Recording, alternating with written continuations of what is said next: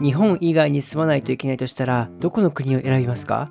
もしかしたらカザフスタンを僕は選ぶかもしれません。ロシアの隣国で1991年に旧ソ連から独立して今絶賛成長中の国です。なんでカザフスタンを選ぶのって思う人は多いと思うんですけれども、理由は3つです。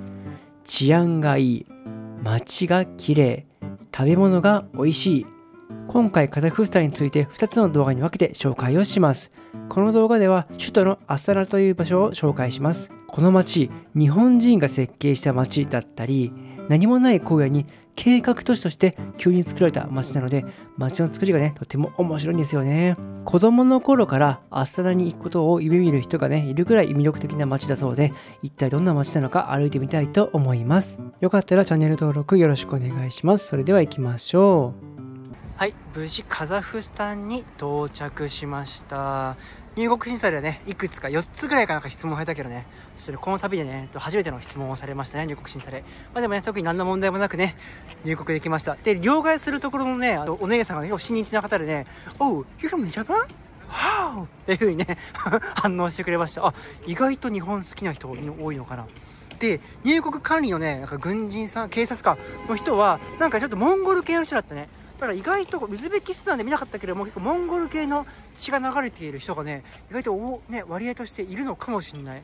で、まだちょっとね、空港だからわかんないけども、これからね、市内の方にね、まずはね、ホテルの方に行ってからね、時間があればね、市内の方に行こうかなと思います。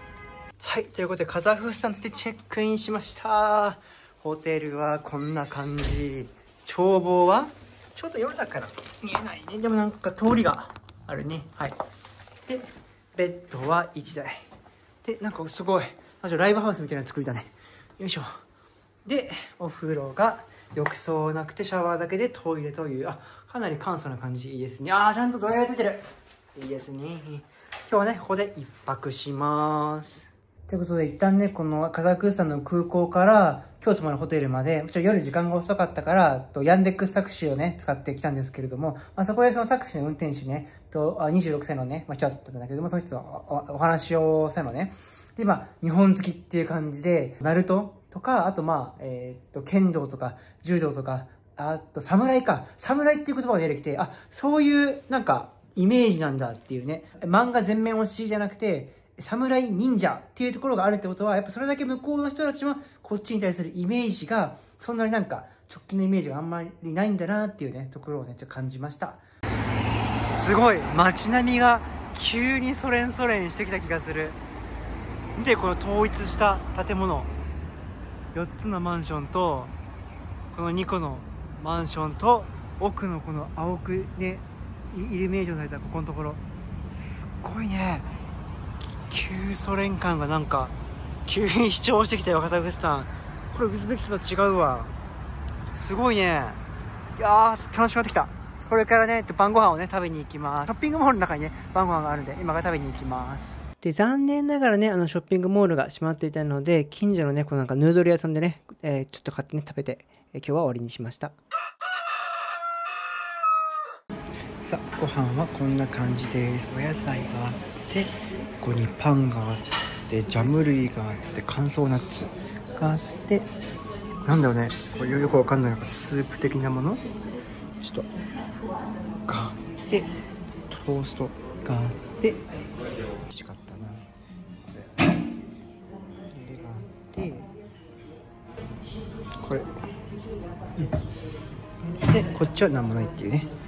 これからね、朝食を食べたいと思います。これがカザフスタン料理の感じかな、これが。で、これブロッコリーのやつ。あとなんかもうよく見るやつでね。これが多分ね、カザフスタン系のご飯だと思うんで、ちょっとね、これを食べてみたいと思います。どんな味するんだろうね。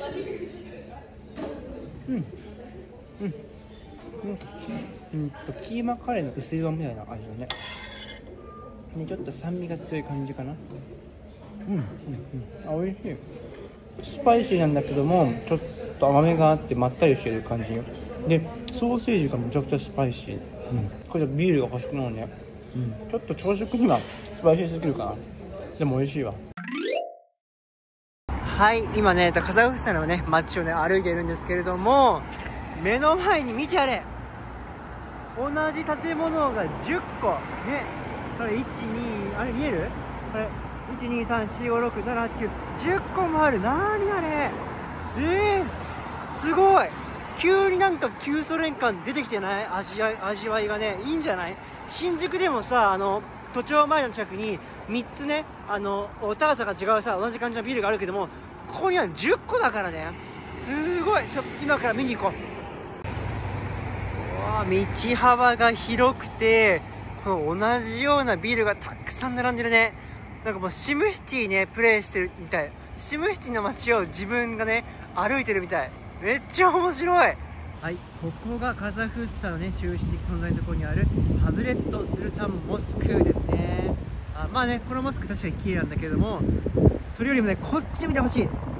こっち見て、このビル群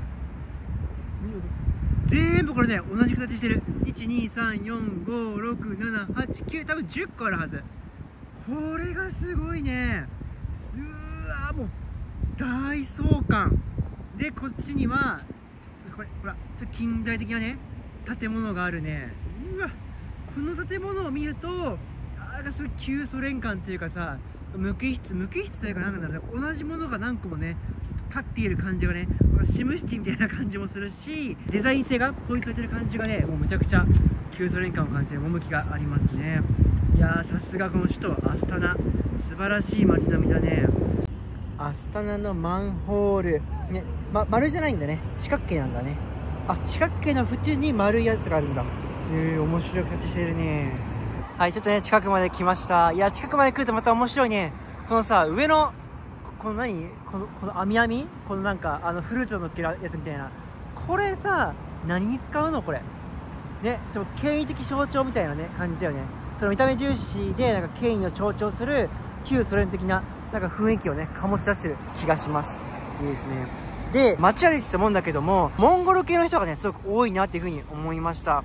で、それでもっていろいろ調べてみたら、カザフスタンの民族構成っていうのが、カザフ系の人が約 70%。で、ルーツが遊牧民族で、モンゴル系とかトルコ系に近いね、人の形らしいです。ね。だから結構ね、外見的には、アジアみたいなね、外見の人がね、多いみたいですね。で、残り 15%、20% ぐらいが、ソ連時代からの移住政策で多く定住しているロシア人、スラブ系のヨーロッパ人という感じ。今でもこのカザフスタンには、約ね、ほら、すごい、うわ、なんだこの人。約ね、400万人のロシア人がね、住んでるらしいですね。ロシアに対するね、感情は友好的な感情をね、持っているっていう風にね、タクシー運転手の人が言ってました。その人はね、26歳だったかな。若い人でしたね。で、逆にウズベキスタンについては、トルコ系の人、あとウズベク人が 80% で、中東寄りのね、人がすごく多いですね。だから、隣り合っている国なんだけれども、住んでいる人と人種が全然違うのがね、面白いですね。で、しかもウズベキスタンはその2016年までフェイス的な、国があったんだけれども、2018年からその大統領が変わって、外交的なね、国になってきましたと。で、そこからペプシとかケンタッキーとかね、外資をたくさん取り入れていったんだけれども、一方でこのカザフスタンはソ連崩壊後1991年の後から積極的に外資とかをね取り入れていって、で、自分が今日泊まっているホテルのすぐ横のところのショッピングモールにもスタバが入ってるし、もう外資企業がいっぱいあるのね。で、車を見てみると、トヨタとかもあるしさ、ボルボか、なんだっけ、ベンツか、という感じで外資系のね、企業の車もたくさんあるんで、隣国にもかかわらず、国の政策によって、街にいる、その、企業も全然違うし、街の発展度合いも違うでしょ。これもカザフスタンの方がさ、めちゃくちゃ発展してるっしょ。やっぱ GDP もね、2倍ぐらいあるからね、ウズベキスタンと比較して。さすがやっぱ外資を取り入れて国として成長してきたからこそ、このね、繁栄をね、しているっていうね。すごいですね。人口はね、少ない、ウズベキスタンと比較して少ないけれども、街はむちゃくちゃ発展している。それがカザフスタンですね。逆に言うと、ウズベキスタンは今、外資企業を、取り入れて経済の循環をね、進めているから、人口むちゃくちゃ多いから、これからね、ウズベキスタンはこのカザフスタンをね、ぶち抜いていく可能性がね、大いにありますね。ここのビルには、公館長とか、民間オフィスとか、低層階のところにはね、歯科医とかで、歯医者さんとかであって、それでね、複合施設になっています。ここに1、2、3、4、5個と、こっちにも1、2、3、4、5個かな。すごい合計10個のね、同じビルがね、あるんですよね。すごい。で、このビルのデザインというのが、カザフ伝統模様のね、幾何学パターンらしいですね。多分この辺の、こういう模様が、ね、なんかちょっとラーメン屋さんにありそうな感じだけども、こういう模様が、カザフスタンの伝統的な模様らしいですね。まあでも多分その原理をたどっていくと、まあ、ロシアっぽいというか、もしくは、イスラム系の文化の、文様がね、なんかその礎にはあるんじゃないかなって思います。だって似てるもんね。そしてこの正面には、カザフ音楽演劇劇場ってのがあってさ、すごく大きいんだよね、これね。もう歩く人を飽きさせないよね。さすがです。うわ、またこの横から見た時の建築もいいね。なんだろう、この大きな円柱、コラムっていうんだっけ、古代ギリシャね。ローマ建築を模した、確かコリント式みたいな、そんな感じだった気がするな。こういうね、なんかちょっとパルテノン神殿みたいな雰囲気になる。やっぱこれペルシャ文化みたいな感じなのかな、ちょっとよくわかんないけど。ね、で、この城の大理石のね、感じと、ね、あとこのガラス張りがちょっと近代的だよね、近代的。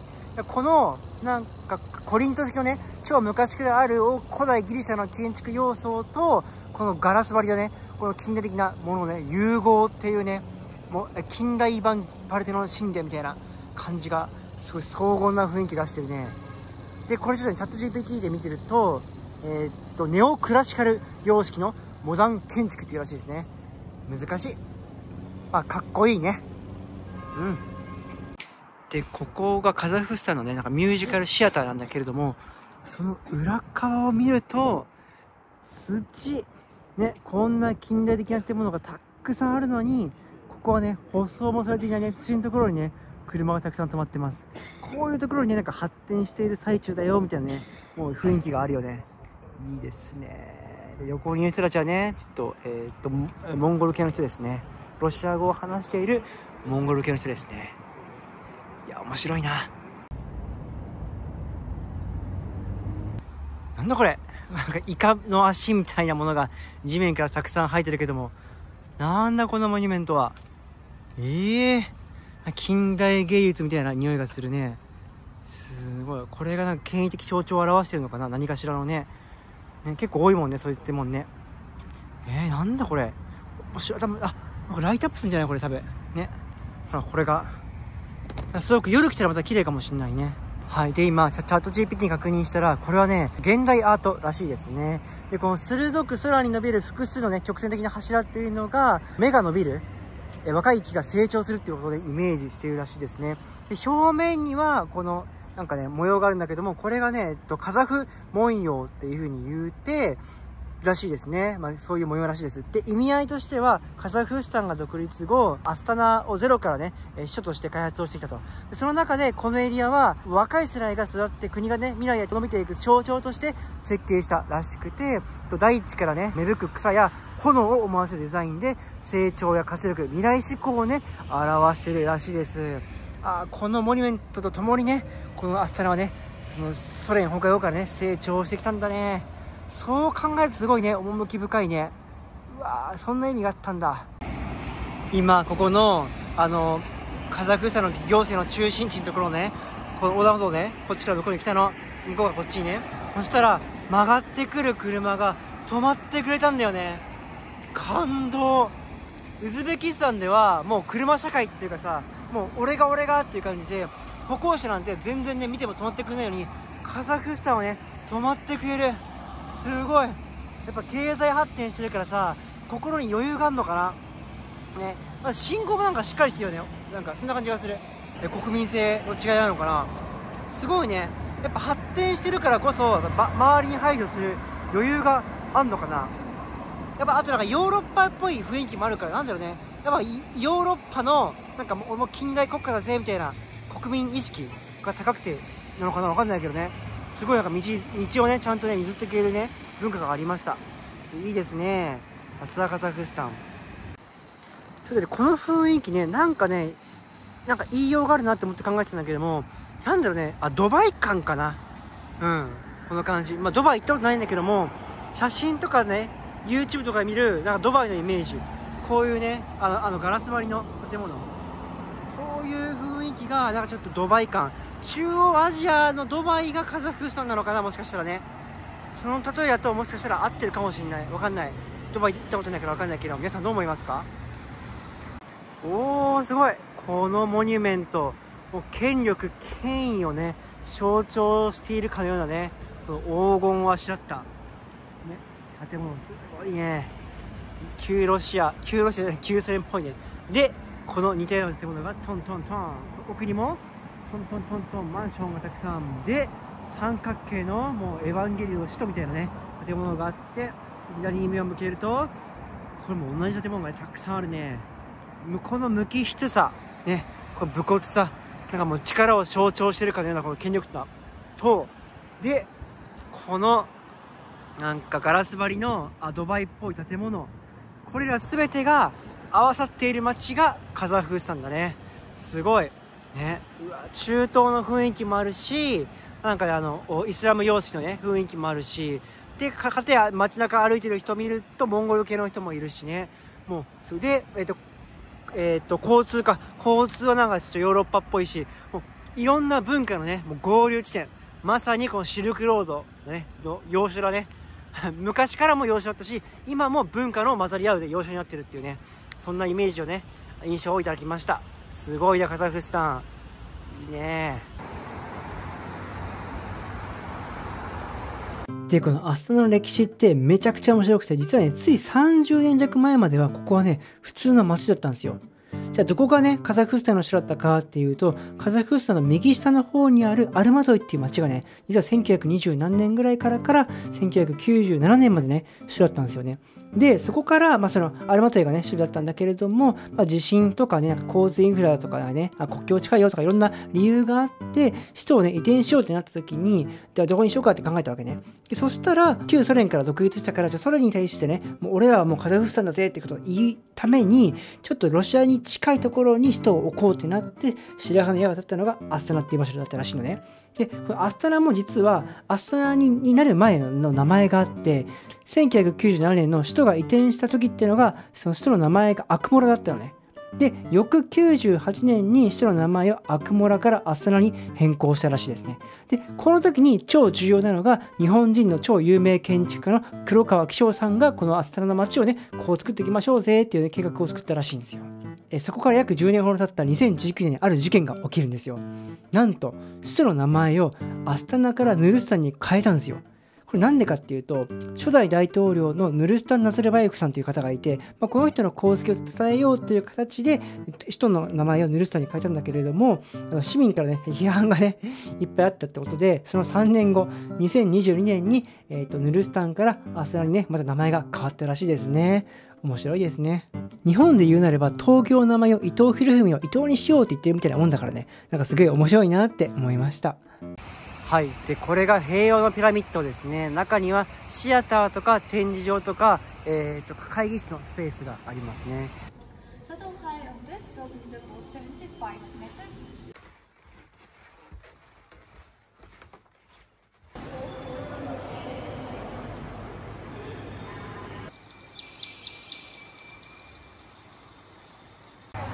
はい。ここが平和のピラミッドのね、頂上部分になってます。ここで世界各国の大統領とかね、代表の人がね集まってね平和会議をするそうです。で、ここにね座るらしいんだけども、座っていいよってことなんで座っちゃいます。すごいね。で、ここのデザインがそのカザフスタンの伝統的なね、デザインをモチーフにして作られてるみたいですね。この上のところもすごいね。平和の象徴ハトいいね、かわいいね。アスタナは計画都市なのでね、本当にね、もう計画的に街が作られてるんですよね。そこのさっき言ったこの平和のピラミッドと、その奥にあるモニュメントで、その奥にあるいっぱいビルがあるのが政府関係のなんか、ものが入ってたりとかして、でそこからねこの川を挟んでまっすぐに一直線のところにあるのが大統領府ね。こうやって重要なね建物が一直線でね広がってるんですよね。そういう風なに作られてるっていうのが面白いよね。いやー、ほんとシムシティみたいすごいね。これがゴールデンタワーと呼ばれているね、政府系のオフィスが入っている建物です。で、奥にあるのが政府のなんかところかなと、大統領のところみたいな。もう一個あるね。対を出してる。すごいこれ壮観だね。でこれ反対側ぐるっと向くとアスタラの象徴的な建造物があるね。ちょっとトイレ行きたいからね、トイレ行ってからあれ行こうと思います。いや、この建物すごいね。横幅めちゃくちゃ長い1個の建物で、それがこのね大統領府のとこあって、そのビール缶が2個あって、で総対をなすようにもう1個ある。反対に全く同じものがすごい。でこれがね象徴的なねシンボルなんだけども、これなんだ、あれフレームじゃん。ドバイフレームじゃん。あれはドバイフレームでしょ。やっぱここはカザフスタンは中央アジアのやっぱドバイだよ。ほら絶対そうじゃんこれ。ほらドバイフレームだよ。ちょっとじゃあ収めるよこれ。こんな感じ。もうちょいこうか。はい、ドバイフレームならぬカザフスタンフレーム。いいね。これがカザフスタンを象徴するバイテレクタワーですね。高さ97メートルあるらしいです。すごいね。もう俺たちこの街でかくしていくぞみたいな、そういうなんか力強さ感じるね。いいね。カザフスタンに来て最初のランチがこちらです。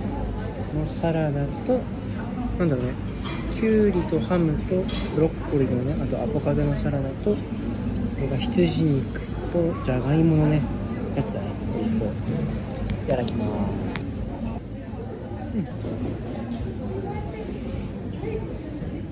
すごいな。この景色は圧巻だね。で思ったのが、このカザフスタンはねすごい清掃がね行き届いてるんですよね。ウズベキスタンと違って、ちゃんとこの計画都市として作られたから、ちゃんとねその景観を維持しようっていうね、多分政府の方針があるのか、すごいね街の整備にねお金かかってるんだよね。こういうところとかね、木の剪定もそうだし、花をねちゃんと植えられてたりとかね、すごいね手入れが行き届いてるんですよね。さすが。ただ作って終わりじゃなくて、作った後どういう風に運営していくかっていうところまで計画された計画都市、それがこのカザフスタンですね。多分僕はそう理解しました。まさかここにもなんかモニュメントがある。なんだこれ、馬のひづめみたいなモニュメントだね。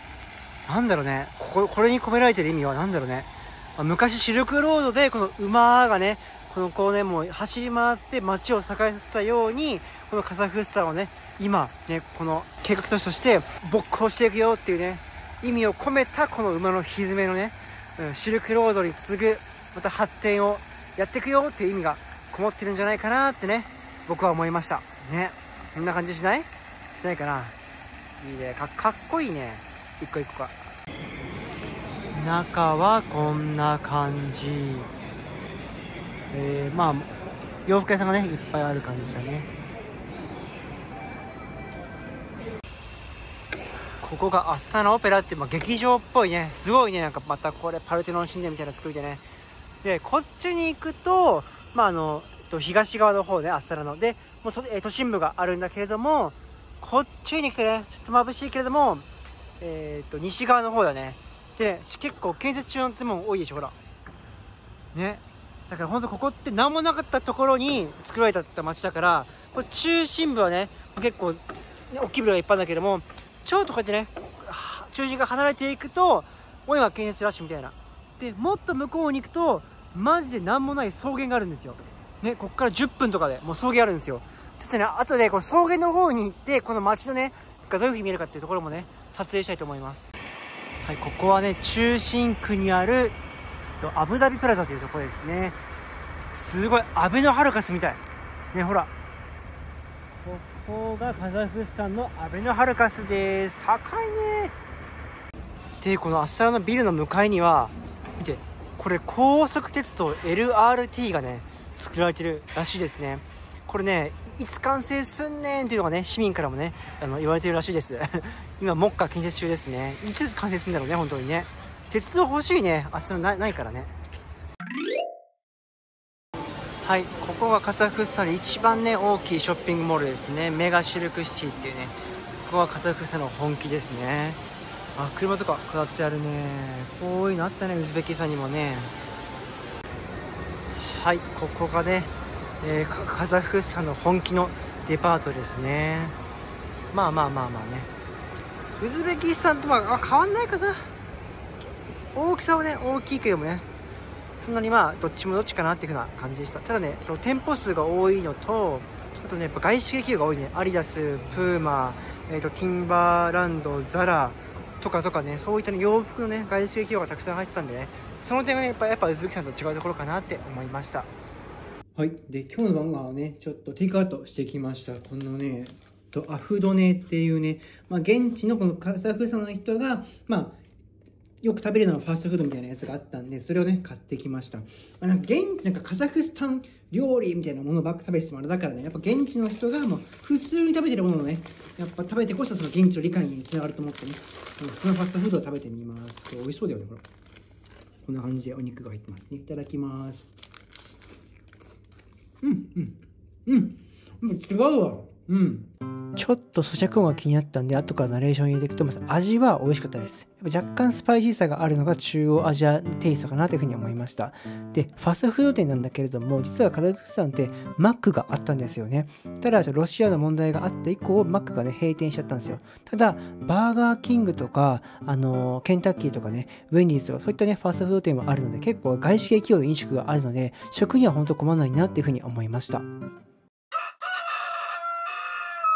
ここまでアスタナを見てきて、どこまで行ってもキラキラしたものが広がっている未来都市だと思ったんですけれども、生活感がね、あまり感じられないなっていうね、印象がありました。なので次の日は本当に地元の人しか行かない市場に行ってみたり、アスタナにあるね、古い建物を見に行ったりね、少し街の中心部から離れて、街を外から見て、アスタナのまだ見てない一面を見ていきたいなっていうふうに思います。街を歩いていたら、なんかね、ロシア時代のね、旧ソ連時代のね、香りがプンプンするね、建物がありました。これと、これも多分そうかな。いいね。なんか都心になってさ、もうすごい高層ビル、こういうビルがね、多いんだけども、これもね、その中に、旧ソ連っていうね、すごいね、ちょっとこれ近くに行って見てみようか。この建物は、ドムクプツァバリシアクブリナっていう建物で、結構ね、古い建物みたいですね。で、これね、ドムクプツァっていう名前から、商人の家っていう風に言われてて、当時の裕福な人がここにね、暮らしていたらしいですね。で、アスタナって本当に近未来的な建物ばっかりかなと思ったけども、実はこういうね、歴史的な、19世紀に建てられた建物らしいんだけども、こういうもの残っているみたいですね。で、今はなんかね、これ Google 翻訳で見てみると、なんかその子供が描いた絵をなんか飾ってんのかな。だからそういうね、場所に公共スペースになってるっぽいですね。なんかユネスコって書いてるかもしれないね、これ多分ね。そういう風に使われてるんですね。これはカザフスタンの国旗が今もちゃらびてないですね。さっきの建物のすぐ横にあるのがこのデパートですね。なんと1905年ぐらいに建てられたね、もう100年以上前に建てられた旧ソ連のね、色合いを残しているね、デパートですね。すごいね。当時の商人はなんかこうしてながら立派な建築物で、商売をしていてね。しかもこれが結構街の中心的存在になっていたらしいですね。だからアスタナが計画都市として作られる前にも、こんなね、歴史的な建物があったんですね。すごいね。何を売買したんだろうね。やっぱシルクロールだから、絹とかやってたのかな。それは大昔の話か。ね。すっごい綺麗だね。ここに書いてますね。多分これ1905年から1907年、多分これ2年間でこの建物が作られたんだろうね。書いてますね。鳩よけがある。で、今ここのデパートの中入ってみたんですけれども、中は普通にね、食料品店、普通にね、なんかもうジュースとか、ちょっとバナナとか、そういうのを売ってるよね、お店でした。で、さっきのデパートのところからちょっと歩いてきたところに、またね、なんかすごい古めかしいね、かっこいいね、家があったんだけども、ここ、Google 翻訳で見てみたら、なんと旧ソ連時代に使われていた、軍人なんか駐屯所、司令室みたいな施設らしいですね。これも趣があっていいね。こんな軍が使ってた施設をまんまそのままね、活用してるっていうね。これ今何になってんだろうね、これ。インディゴって書いてるけど、これなんだろうね。わかんないけど。多分ね、これなんかコーヒーのマーク書いてあるから、多分レストランかなんかになってるんだろうね。軍の施設がね、今は時代を経て、コーヒー屋さんになってるっていうね。これも面白いね。まんま使い続けるところね、いいですね。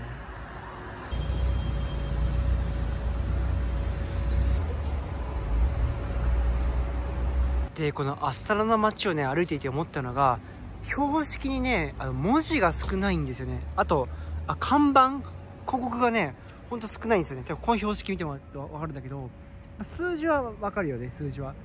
でもなんか現地の言葉、ロシア語とかなんかカザフ語とかそういうの書いてないんですよね。これ多分だけど僕の考えなんだけども、ここってカザフ語も話すしロシア語も話すし、英語も話す人し、いろんな言語を話す人がいるから、なんか文字で表現しようとしたらいっぱいの言語が来なきゃ分かんなくなっちゃうから、もうね絵で見て分かるようなユニバーサルデザインっていうのかな、そういう感じでねこの街が作られてるんじゃないかなって思いましたね。そんな感じするよね。でカザフスタンは計画都市で結構ね都心部の方はね綺麗になってるんだけども、こういうねローカルな市場みたいなエリアもあるんです実はね。だからちょっとねこのどんな感じかね見ていこうかなというふうに思います。すごいねローカル感漂うね。ここだけ見たらさすごいね全然発展してない感があるけど、さあどうなんでしょうか。なるほどね。ここはねなんかねビバホームみたいな感じかな。市場というよりもなんかこういう家のリフォームとかそういうものが売ってる感じだね。スーパービバホームのなんか路面店板みたいな感じ。すごいね、みんなここに買いに来るんだね。そしてね水たまりがすごい。だからね水をね跳ねられそうで怖いわ。なんかもうねコンテナが部屋になってる感じだね。一個一個のコンテナで資材が売ってるね。みんなここで思い思いのインテリアを買ったりね、なんか床材で買ったりとか、こういう工事用品買ったりとかしてるんだねここで。ほんと生活だね。工具屋さんだ、金物屋さん。すごい。誰も外国人いないよこれ。地元人ばっかりだ。なるほどね。ちょっと中心地から離れたらもうねかなり郊外感があるね。道は広くて両側に建物はほぼなくてって感じで、ちょっとここに飲食店かななんかあるね。こんな街並みなんだね。さすがやっぱ中心地から離れるとね本当に家がないですね、建物が。ここがアスタナのね郊外になりますね。アスタナは計画都市なので、あっちの方に街が作られているんですけれども、街からね西の方に来てねブーっと来るともう何もないんですよ。ほら本当に何もない。すごい。一っ子一人歩いてないね。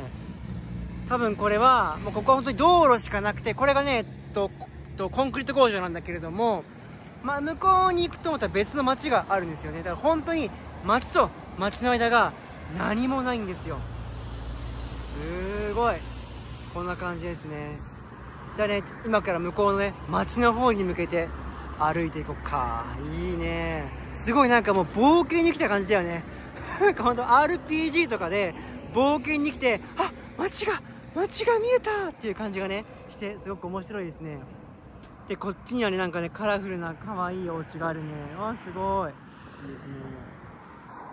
じゃあね冒険しに行きましょう。でこのアスタナって緯度が北海道のね端っこの上のところよりも全然上にあるんで、今9月3週目とかなんだけどもめっちゃ寒いんですね。私ね慌ててねこのパーカーを買いました。めちゃくちゃ寒いです。15度ぐらい。9月3週目で15度10度から16度ぐらいかな。気温がむちゃくちゃ寒いですね。で今日雨が降ってたんでもっと寒かったですね。もう体感がめちゃくちゃ寒い。何もない。本当さすが計画都市ね。街がねほらこの端っこのところは今本当にねビルが作られてるんだよね。ほらこんな感じで、中心部のところも建設中が多いけど、やっぱここら辺はやっぱねどんどんね街が広がっていってる感じがしますね。だからいずれこの空き地のエリア、向こうもそうだけどもこの空き地のエリアはもう街が発展していけばいくほどねビルが建っていくんだろうね。すっごいね。今何もないけれどもここの景色も多分今しか見えないんだろうなって思うとめちゃくちゃもう感慨深いね。すごい来てよかったな。アスタナよく来てよかった。本当に虫が今来た。本当来てよかった。ここからはね実際に RPG のゲームのね冒険者になった気分でね郊外から街に行く様子をね見ていただければと思います。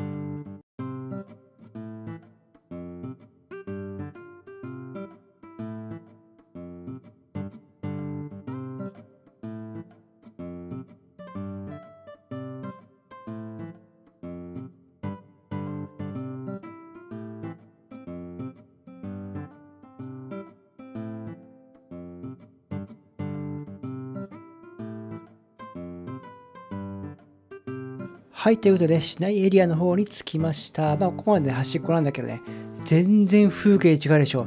何にもなかった原っぱからね、こんな感じ、一面ビルが立ち並んでます。ほら、これ風景の比較ね。こんな感じでね、街が何もないところからできているっていうのがね、これではよくわかりますね。ああ、なるほどね。この辺りがカザフスタン、アスタナの限界なんだね。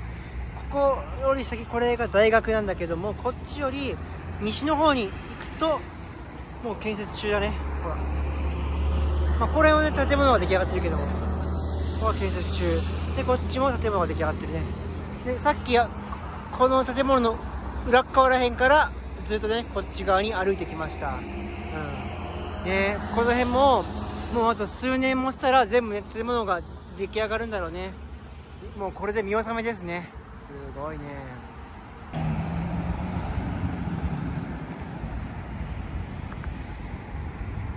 アスタナの中心部にあったモニュメントでさ、なんかその生命の息吹みたいなのを表したモニュメントがあったと思うんだけども、このちょっと郊外というかちょっと中心部が離れたところにもう芽吹いてるモニュメントがあるってことは、あれ作った時は芽吹いてほしいなって思ってたけども、郊外にできた新しい方はもう芽吹いてるよっていうのをね表してるようなモニュメントなんじゃないかな。これね、着実にこのカザフスタンが成長してますよっていうのがね、このモニュメントを見ても分かるような気がしました。いいね、葉っぱが生えてるよ。アスタナに岡崎っていうご飯屋さんがありました。多分これ日本人が経営してるんじゃないかなっていう感じだったんで、ちょっとね行ってみようと思います。お腹空いたしね。いや、これ面白いね。こんな感じで日本食がカザフスタンに来てるんだね。これとか違う、ほらカッパ巻きとかサーモン巻きとか。でもこれサーモン巻きだけど、なんかこれチーズだからね。チーズすごいね。でこれが揚げたやつかな。でこれってとびっかな、なんだろう。ラーメンあるね。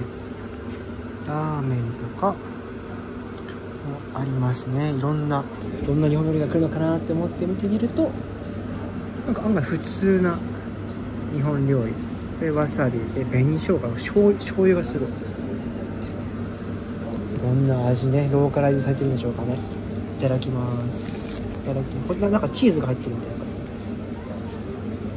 チーズにサーモンが巻いてある感じで、これお寿司とは言えないね。一応チーズ、お米、サーモンって感じで巻かれてますね。でこっちがフィラデルフィアっていう魚らしいですね。